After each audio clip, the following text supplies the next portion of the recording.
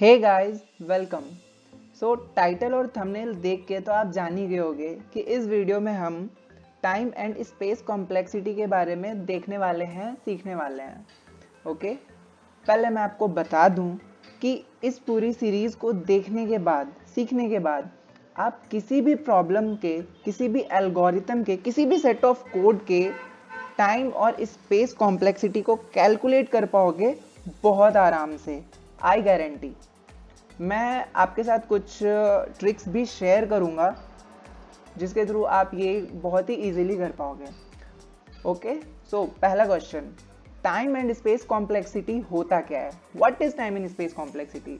So time and space complexity के through basically हम किसी भी प्रॉब्लम के, फॉर एग्जाम्पल कोई भी प्रॉब्लम है, ठीक है, उसका एक सॉल्यूशन है, एक फंक्शन है, ठीक है, तो ये फंक्शन रन होने में कितना टाइम लेगा, कितना टाइम कंज्यूम हो रहा है, वो हम टाइम कॉम्प्लेक्सिटी के थ्रू कैलकुलेट करते हैं। स्पेस कॉम्प्लेक्सिटी को अभी रहने दो, पहले हम टाइम कॉम्प्लेक्सिटी को अच्छे से सीखते हैं।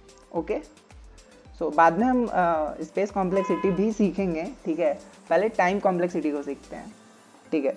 सो फॉर एग्जाम्पल यहाँ पे एक फंक्शन है, मैंने पहले से बना के रखा है, find 5। Simple as the name suggest कि ये 5 को ढूंढना है, ये फंक्शन 5 को ढूंढेगा। अब 5 कहाँ से ढूंढेगा? इस फंक्शन को जब हम कॉल कर रहे हैं उसमें एक नंबर्स भेज रहे हैं। अब नंबर्स क्या है? एक एरे है जिसमें 1 से लेकर के 9 तक एलिमेंट्स हैं। ओके, इसमें मैंने भेज दिया, ठीक है। अब इसके अंदर एक फॉर लूप चल रहा है जो कि ये जो नंबर है नम के फॉर्म में मैंने एक्सेप्ट किया, आई मीन मैंने नहीं, इस फंक्शन ने एक्सेप्ट किया, ठीक है। और उसका जितना लेंथ है, डॉट लेंथ, यानी कि वो जितना उसका जितना लेंथ है वहां तक ये लूप रन होगा, और जैसे ही उसको 5 मिलता है वो प्रिंट कर देगा फाउंड, है ना, num at I is equals to 5। If num at I is equals to 5 means कि नम एट आई अगर 5 के बराबर हो गया, अगर उसको 5 मिल गया तो वो सिंपली उसको प्रिंट कर देगा फाउंड। ओके, सो ये सिंपल सा एक फंक्शन है, बस आपको आपको डेमोन्स्ट्रेट करने के लिए मैंने बनाया है, ठीक है।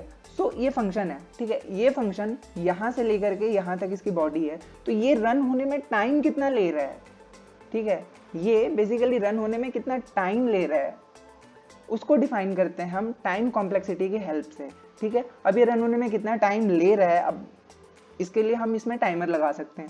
वो कैसे, मैं दिखाता हूँ, ठीक है। यहाँ पे मैंने एक टाइमर लगा दिया, एक लॉन्ग डेटा टाइप ले लिया, स्टार्ट टाइम नाम का एक वेरिएबल ले लिया, ठीक है। इसमें सिस्टम डॉट करेंट टाइम मिलीज, ये क्या करता है ना कि अभी का जो भी टाइम है वो मिली सेकेंड में, अभी का मीन्स कब का, मीन्स जब हमने इस फंक्शन को कॉल किया, जब ये फंक्शन अबाउट टू स्टार्ट, जब ये फंक्शन एग्जीक्यूट होना स्टार्ट होगा तो उसका टाइम स्टार्ट टाइम में मैंने ले लिया, ठीक है। अब ये फंक्शन की बॉडी यहाँ से यहाँ तक है, मीन्स कि यहाँ से शुरू हो रहा है ये फंक्शन और यहाँ पे खत्म हो जा रहा है, ठीक है। तो शुरू होने से पहले मैंने इसका टाइम ले लिया कि किस टाइम में ये शुरू हो रहा है। अब जब खत्म हो रहा है तो वहाँ पे भी मेरे को एक टाइम लेना होगा, वो मैं कैसे लूँगा? सिंपल, ज़्यादा कुछ नहीं, बस इसको मैं क्या करता हूँ, कॉपी करता हूँ एंड यहाँ पे इसको पेस्ट कर देता हूँ, एंड स्टार्ट टाइम के बदले मैं इसका रख देता हूँ stop time. Okay, stop time हो गया। अब मैं क्या करूंगा, प्रिंट करवा लूंगा रन टाइम प्लस, अगर स्टॉप नहीं, अगर हम यहाँ पे एंड टाइम कर दे रहे हैं ना तो वो ज़्यादा एप्रोप्रिएट लग रहा है। स्टार्ट टाइम, स्टॉप क्या होता है? Start time and end time. Okay, so यहाँ पे क्या है, end time minus start time. तो ये क्या कर रहा है ना कि जो भी मेरा स्टार्ट टाइम है, ठीक है, सॉरी, जो भी मेरा एंड टाइम है उसमें माइनस कर रहा है स्टार्ट टाइम को। तो उससे क्या होगा, उससे हमारा जो भी रनिंग टाइम है वो निकल आएगा। ओके, मैं यहाँ पे कर देता हूँ ms, यानी कि मिली सेकेंड। सिंपल, अगर मैं जब इसको रन करता हूँ, 1 सेकेंड आपको यहाँ पे दिखेगा, सबसे पहले मैं इसको क्लियर कर लेता हूँ, आपको ज़्यादा बेटर समझ में आएगा। मैं इसको रन करता हूँ। ओके, सो रन हो रहा है यहाँ पे।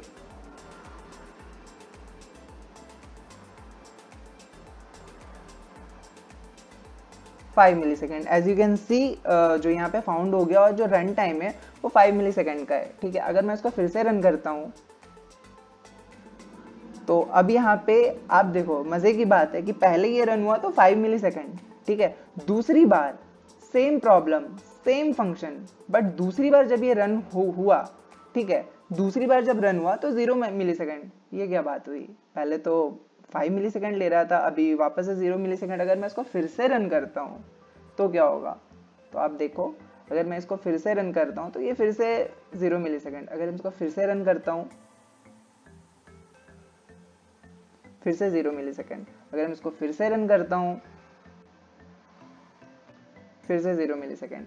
ये क्या हो रहा है? ये हो रहा है ना। अब यहाँ पे तो ये इस तरह से हम किसी भी प्रॉब्लम का, किसी भी फंक्शन का लेट से टाइम को कैलकुलेट कर सकते हैं, बट ये तरीका सही नहीं है। ये तो सीन ऐसा हुआ ना, एक सेकेंड मैं आपको एक और एग्जांपल दिखाता हूँ। यहाँ पे 0 मिली सेकेंड क्यों आ रहा है? ठीक है, यहाँ पे 0 मिली सेकेंड इसलिए आ रहा है क्योंकि ये जो नंबर्स है, नंबर ऑफ एलिमेंट है, जो भी एरे है जो कि एक्सेप्ट कर रही है, उसके साइज पे डिपेंड करता है। ठीक है, तो उसका जो भी साइज है वो तो छोटा ही है ना, बस 1 2 3 4 5 6 7 8 9। अगर फॉर एग्जांपल मैं इसको अगर एक दूसरा एरे बना लेता हूँ जिसको देता हूँ लार्ज नंबर, ओके, एंड इसका साइज मैं डिक्लेयर करता हूँ 100। ठीक है, ये 100 है। ठीक है, उसके बाद मैं इसको फिल कर देता हूँ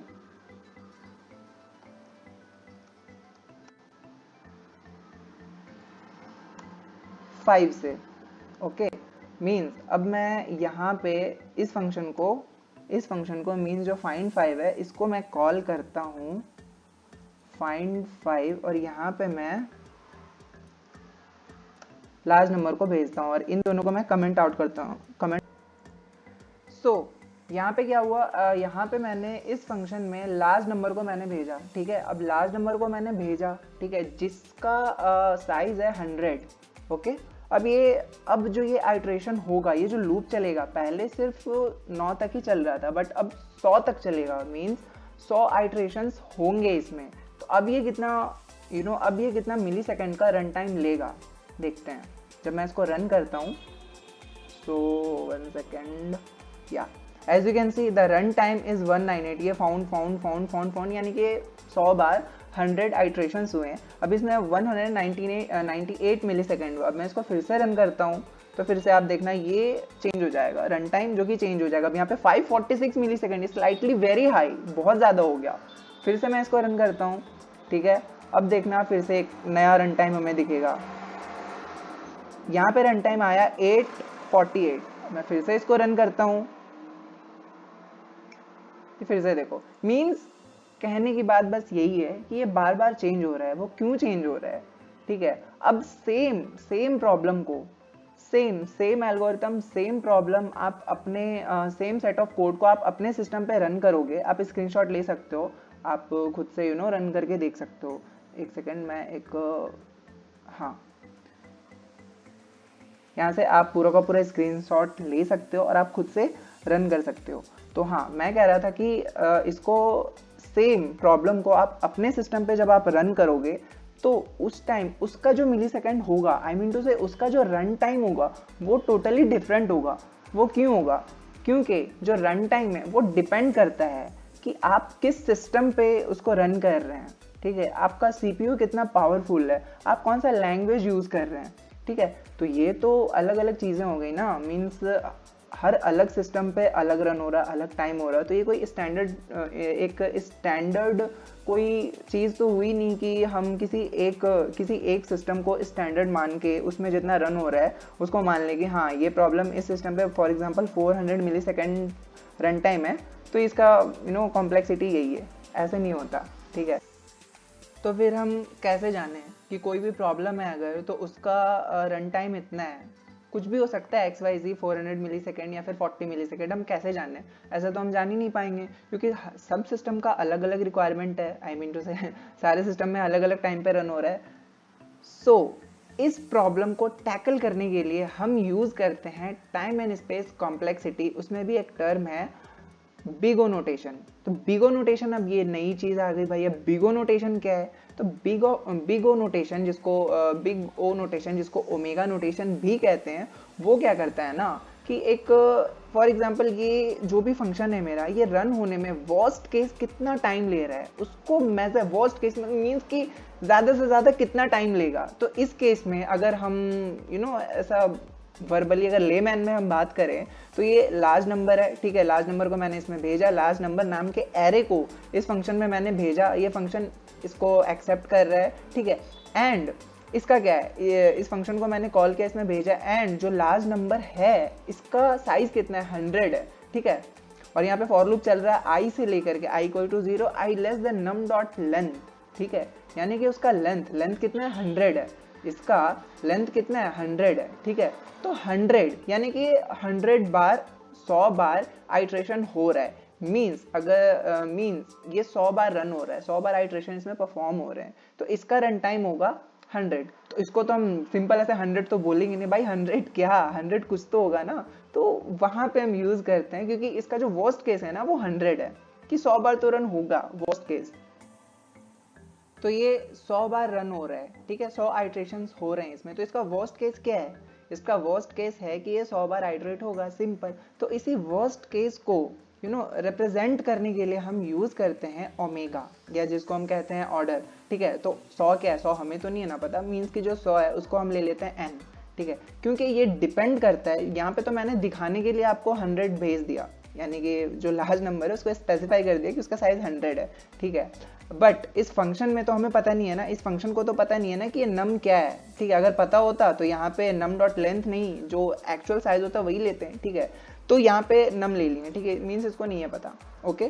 तो इसको हम n ले लेते हैं, n, या फिर हम फॉर एग्जांपल मैं यहाँ पे टाइप भी कर देता हूँ, ये जो इसकी जो कॉम्प्लेक्सिटी है ऑर्डर ऑफ n है। अब n क्या है, n मेरा जो कि उसका लेंथ है। अब यहाँ पे एक चीज़ मैं स्पेसिफाई करना चाहता हूँ कि यहाँ पे हम n ले सकते हैं, a ले सकते हैं, c ले सकते हैं, b ले सकते हैं, कुछ भी ले सकते हैं, ठीक है, बट जनरली n थोड़ा सा ज़्यादा सूट करता है, ठीक है, कुछ भी ले सकते हैं, ये n का कोई मतलब नहीं है, बट o का मतलब है, o means order, o means omega, ठीक है। तो n यानी कि जो n है 100 है, यानी कि ऑर्डर ऑफ n, यानी कि worst case scenario order of n, तो जो n है वो 100 है, मीन्स कि ये 100 बार रन कर रहा है, ठीक है।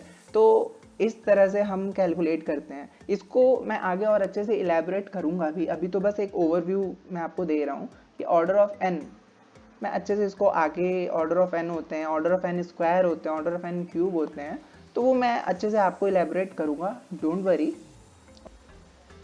सो आई होप ये तो क्लियर हो गया होगा आप लोगों की टाइम कॉम्प्लेक्सिटी होती क्या है, ठीक है, व्हाट हमारा क्लियर है। अब आते हैं वाई पे कि टाइम एंड स्पेस कॉम्प्लेक्सिटी हम सीखे ही क्यों, ज़रूरत क्या पड़ी इसको सीखने की? तो इसका सीधा सीधा जवाब है कि आप किसी भी इंटरव्यू में जाते हो, आपसे कोई भी सेट ऑफ प्रॉब्लम आपसे पूछा जाएगा, तो आपसे एक्सपेक्ट किया जा रहा है कि आप उसका टाइम एंड स्पेस कॉम्प्लेक्सिटी भी कैलकुलेट कर पाओ, ठीक है। अब आप फॉर एग्जांपल कर लेते हो तो आपको बोला जाएगा कि सिस्टम आपने जो भी सॉल्यूशन दिया उसको क्या ऑप्टिमाइजेशन पॉसिबल है उस प्रॉब्लम पे, उस सॉल्यूशन पे बेसिकली, अगर है तो आपको उसको ऑप्टिमाइज करना होगा। आपने ऑप्टिमाइज किया तो फिर से आपसे टाइम एंड स्पेस कॉम्प्लेक्सिटी पूछी जाएगी कि अब जो आपने ऑप्टिमाइज्ड सॉल्यूशन दिया है, अब इसका टाइम और स्पेस कॉम्प्लेक्सिटी क्या है, ठीक है। तो ये तो बात हुई इंटरव्यू की। ऑन टॉप ऑफ दैट आप सबसे पहली बात तो ये है कि आप टाइम एंड स्पेस कॉम्प्लेक्सिटी अगर आप अच्छे से सीख गए तो आप एक बेटर प्रोग्रामर बन जाओगे। वो कैसे? वो ऐसे कि कोई भी प्रॉब्लम आपके पास है, ठीक है, तो आप उसको एनालाइज कर पाओगे, कैलकुलेट कर पाओगे किसी भी प्रॉब्लम का, चाहे वो आपका खुद का कोड किया हुआ प्रॉब्लम है या फिर किसी और का सेट ऑफ प्रॉब्लम है, ठीक है, किसी और के कोड किए हुए प्रोजेक्ट पे आप काम कर रहे हो, कई बार होता है ऐसा। तो कई बार नहीं, अक्सर ऐसा ही होता है, ठीक है। सो किसी भी प्रॉब्लम पे आप काम कर रहे हो, किसी दूसरे का कोड किया हुआ है, तो आप एनालाइज कैसे करोगे, या फिर आपका खुद का भी प्रॉब्लम है, तो आप टाइम एंड स्पेस कॉम्प्लेक्सिटी की हेल्प से ही आप एनालाइज कर पाओगे कि आपका जो प्रॉब्लम है वो लोड होने में, आई मीन टू से वो रन होने में कितना टाइम लग रहा है। यहाँ पे मैं एक एग्जांपल देना चाहूँगा। फॉर एग्जांपल, कोई भी वेबसाइट जब आप डाउनलोड करते हो सॉरी आई मीन टू से कोई भी वेबसाइट जब आप ब्राउज करते हो, तो कोई भी उसमें पेज आप खोलते हो, लिंक पे क्लिक करते हो, कोई भी एक्शन परफॉर्म करते हो, तो परफॉर्म होने में कितना टाइम ले रहा है। अगर वो ज़्यादा टाइम ले रहा है तो सीधी सी बात है कि उसकी ऑप्टिमाइजेशन उतनी अच्छी नहीं है। हाँ, यहाँ पे मैं एक चीज़ और कहना चाहता हूँ, वो डिपेंड करता है और भी सेट ऑफ थिंग्स पे डिपेंड करता है। फॉर एग्जांपल, आपका सिस्टम कितना अच्छा है, या फिर आपका इंटरनेट कनेक्शन कैसा है, ठीक है, उसको हम साइड में रखते हैं। हम यहाँ पे सिर्फ और सिर्फ कॉम्प्लेक्सिटी की बात कर रहे हैं, ठीक है। तो वो प्रॉब्लम रन होने में कितना टाइम ले रहा है प्रॉब्लम नहीं, वो जो भी है आपने एक्शन परफॉर्म किया है, वो होने में कितना टाइम लग रहा है, वो डिफाइन करता है टाइम कॉम्प्लेक्सिटी, ठीक है। और अगर आप कभी कोई ऐप भी डाउनलोड करते हो, तो हमें जनरली कौन सा ऐप ज़्यादा पसंद आता है, वो ऐप जिसका साइज कम हो और वो फास्ट काम करे, ठीक है। तो फास्ट वो कैसे काम करेगा, टाइम कॉम्प्लेक्सिटी को ऑप्टिमाइज करके ही उस पर्टिकुलर ऐप को फास्ट किया जा सकता है, ठीक है। तो फास्ट तो आपका टाइम कॉम्प्लेक्सिटी अगर बहुत अच्छे से ऑप्टिमाइज्ड है तो बेटर काम करेगा, फास्ट काम करेगा, ठीक है। और स्पेस कॉम्प्लेक्सिटी ये डिफाइन करता है कि आपका जो भी ऐप है, ठीक है, उसका साइज कितना है। अगर बहुत ज़्यादा साइज है, ठीक है, सेम काम कर रहा है बट उसका साइज ज़्यादा है, ठीक है, तो वो जनरली लोगों को पसंद नहीं आता कि छोटा साइज़ का हो, ठीक है, वो ज़्यादा स्पेस कैप्चर ना करे, ज़्यादा स्पेस कंज्यूम ना करे, तो वो लोग ज़्यादा प्रेफर करते हैं, ठीक है। तो एनफ टॉक हो गए, ठीक है। सो बेसिकली यही है, टाइम एंड स्पेस कॉम्प्लेक्सिटी यही है। सो मैं वीडियो को एंड करता हूँ यहाँ पे, क्योंकि वीडियो थोड़ी ज़्यादा लंबी हो गई, सॉरी फॉर दैट, ठीक है। बट आपको ये समझाना ज़रूरी था। अगर आप इसको अच्छे से समझ गए, सीख गए, तो ये बहुत ही आपके करियर में बहुत ही ज़्यादा हेल्पफुल है, जो कि आपको करना ही पड़ेगा, आज ही अगर आपको सीखना ही है ये, ठीक है। तो ठीक है, वीडियो को यहाँ पे रैप अप करते हैं। यहाँ से आगे आने वाले वीडियोस में मैं कुछ ट्रिक्स शेयर करूँगा आपके साथ, जिसके थ्रू आप, जैसा कि मैंने वीडियो के स्टार्टिंग में बताया है, कि जिसके थ्रू आप किसी भी प्रॉब्लम के किसी भी एल्गोरिथम के का टाइम और स्पेस कॉम्प्लेक्सिटी को एनालाइज कर पाओगे आराम से, इजीली, कोई प्रॉब्लम आपको नहीं होगा, ठीक है। तो आने वाले वीडियोस में मैं इस पूरे प्लेलिस्ट को आप फॉलो करते रहना। आने वाले वीडियोस में मैं पूरा का पूरा एक एक चीज़ आपको अच्छे तरीके से एनालाइज करके दिखाऊंगा और आप बेहतर से बेहतर कोडर बन पाओगे। ओके, सो